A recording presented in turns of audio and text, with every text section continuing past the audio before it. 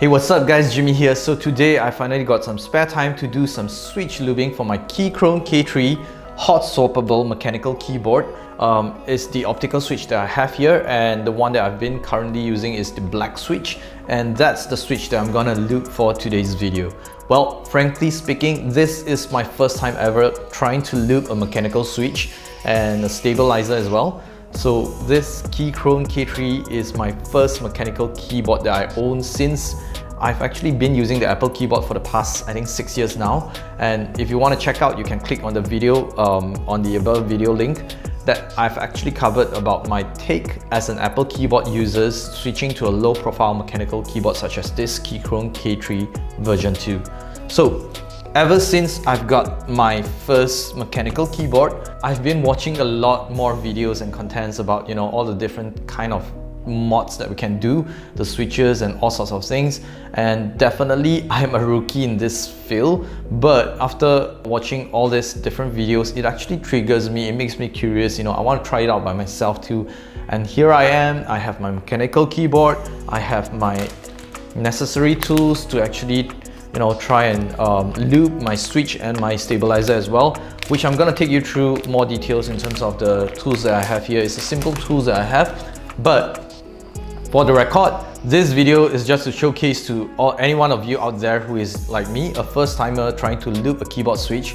Well, there's always a starting point in everything, but this is definitely not a professional tutorial video. So if any of you guys actually want to try out lubing the switch and the stabilizers like how I did in this video, it's based on your own risk. Seriously, I mean it. I have no idea what I'm doing here, and I don't know what to expect as a result. So yeah, feel free to follow me, or maybe not. So to start off, I've prepared all the necessary tools such as the lube of choice, which I'm actually using the Krytox 205 grade 0. It's one of the most common and popular choice of lube in the markets.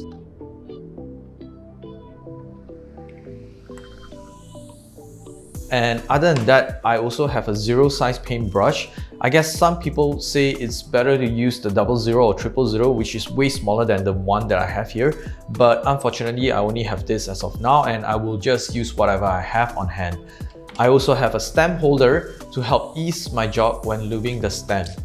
Although for this particular low profile switch, I think you can definitely just hold it with your finger as well.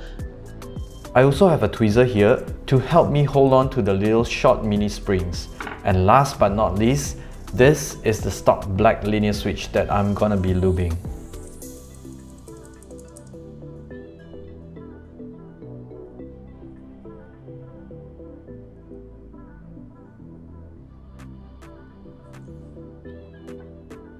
Anyway, to make sure I don't lose any of the switch components during the lubing process, I also prepared myself 4 small bowls to store all the separate components of the switch, and 1 big bowl to store the reassembled switches once I'm done lubing.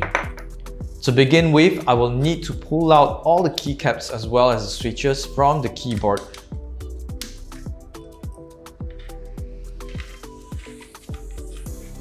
For this particular low profile keycaps, I find it easier to actually pull it out using my finger rather than the keycaps puller.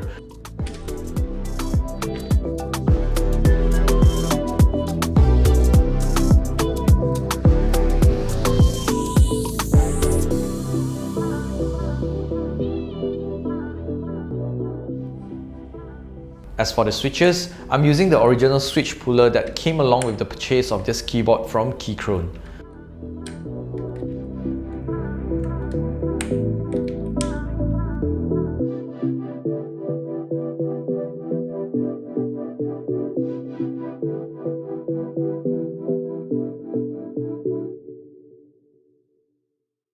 Now that we've pulled out all of the switches, it's time to open them up and separate all the components. I don't have any fancy tools to pop open the switches, so I'll just use my nail to pop open the top housing from the edge of these 2 sides one by one.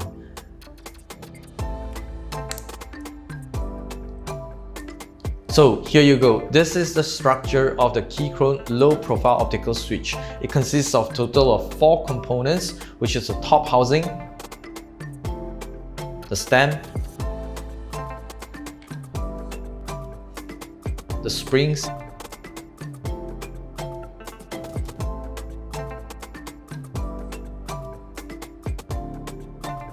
as well as the bottom housing. Because of how small these components are, especially with tiny short little springs, this is why I think it's crucial to actually prepare 4 different bowls to store all these different components separately and make sure that nothing goes missing. To make my life easier, what I do is try to take apart all of the switch components first, all at once, and then I store everything on the separate bowls before I start lubing them one by one. Once everything is separated and nicely stored into each of these bowls, I will actually start off by doing the easiest one, which is lubing the spring. Using a technique that I saw many YouTubers recommend doing to save time, I got myself a seal bag here, and I will basically take a fair bit of Krytox lube and apply it on one side of the plastic seal bag. Then I will try to spread the lube to the surrounding of the plastic by rubbing it across the surface. Next, I will then pour all my springs into the plastic seal bag and blow some air into it before sealing it tightly. Now, I will just need to shake the springs inside the plastic seal bag thoroughly like there's no tomorrow and hope that all these springs have an even coating of lube. Well, I think that's pretty easy. Now that we're done with lubing one of the components, which is the spring, here comes the manual work for the rest of the components. One crucial thing that I learned from many of the videos that I've watched about lubing, the key to lubing is always less is more. So always start off with a small amount of lube. This is to avoid over lubing, because to add on lube is always easier compared to removing excess lube. So I'm gonna do the bottom housing first, and for the bottom housing, I will need to apply a small amount of lube to the 4 corners and the sides. And now all I have to do is to spread the lube across evenly on both sides and 4 corners of the bottom housing and get done with it.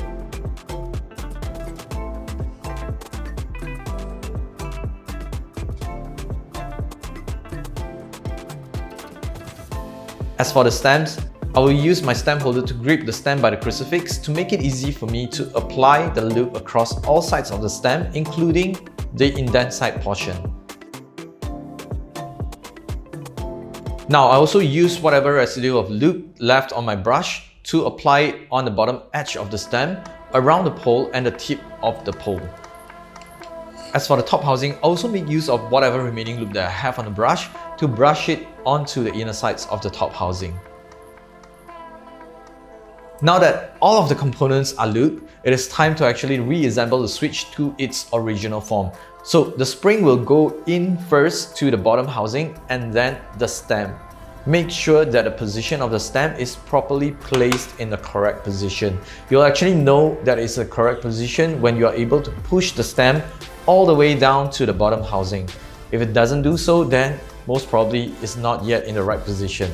Now, what is left to do is basically to carefully put back the top housing and make sure that every sides are securely clipped.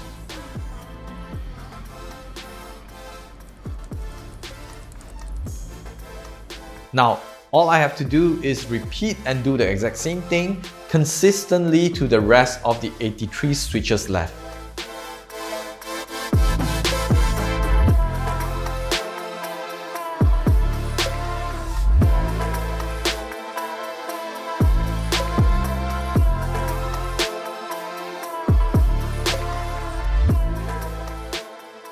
One eternity later. And now that I've finally finished lubing all my switches, it's time for me to get into lubing the stabilizer. So first thing first, I need to tear apart the keyboard carefully, starting by taking out all the screws on the top plate. For my KeyChron K3 version 2 keyboard, there are a total of 8 screws that I need to take out from the top plate. Once I made sure all the screws are out of the way, I'll then try to pry open the case using a flat guitar pick that I have. One thing to take note of before prying open the case, you also need to make sure that the keyboard switch are in off position. Once it's open, I make sure to unplug the battery before putting the bottom plate aside. So this is how the PCB look like for the KeyChron K3 version 2. What I will need to do is again to unscrew all of the screws so that I can separate the plate from the PCB. For this part, in my case, there are a total of 16 screws, one of which is actually hidden under the black tape.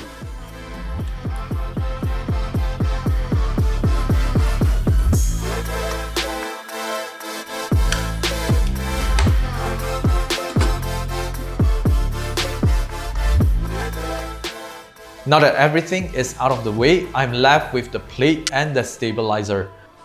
To remove the stabilizers from the plate, I slowly release the tension of the stabilizer and push it out from the plate. I did the same thing for all of the stabilizers on the plate except for the right sheath and the caps lock because they have a different type of stabilizers. Now for the stabilizers, I will just need to twist the metal piece to the side to dismantle it.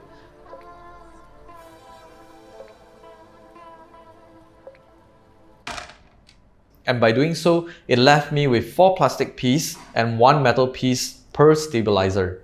I then start applying a small amount of lube on the inner side of the bigger plastic piece because this is the part where most probably will get direct contact with the smaller crucifix-like piece. And once I'm done with it, I then move on to the smaller crucifix-like plastic piece and lube both sides. Now it's time for me to lube the metal bar. As for the metal bar, I use slightly more generous amount of lube onto it, starting off by lubing the corner of the metal bar and then all the way down to the tip of it. I guess this is also to lessen the rattle from the housing itself. Once I'm done with everything, now all I need to do is actually to reassemble the stabilizers, slide in the metal bar into both big and small housing and make sure to lock the metal bar by pushing it in. You'll actually feel or hear a small clicking sound once it's locked.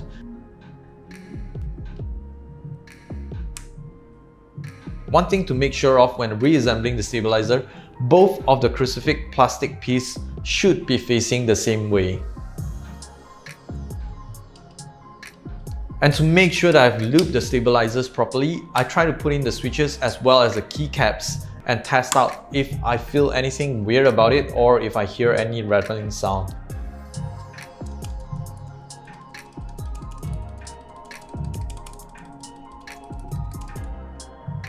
If it's all good, then it's now time for me to reassemble everything back to its original form.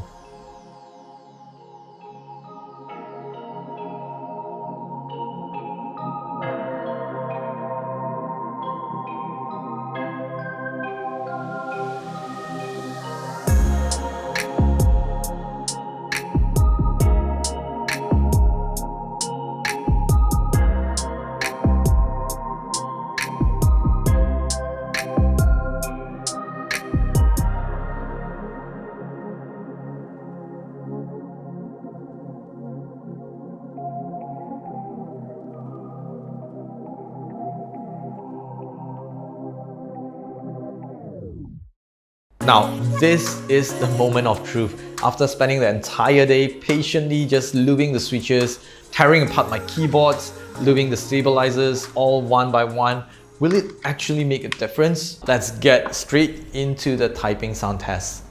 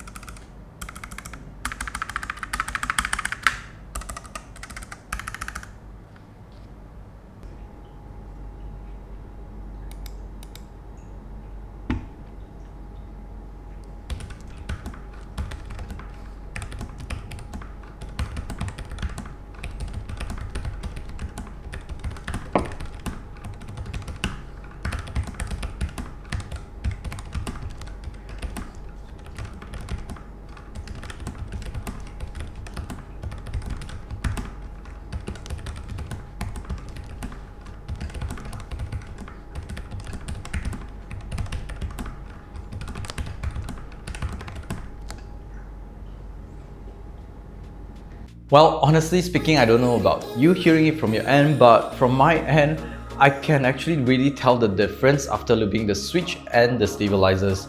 Not just in terms of the typing sound, but also the typing feel itself.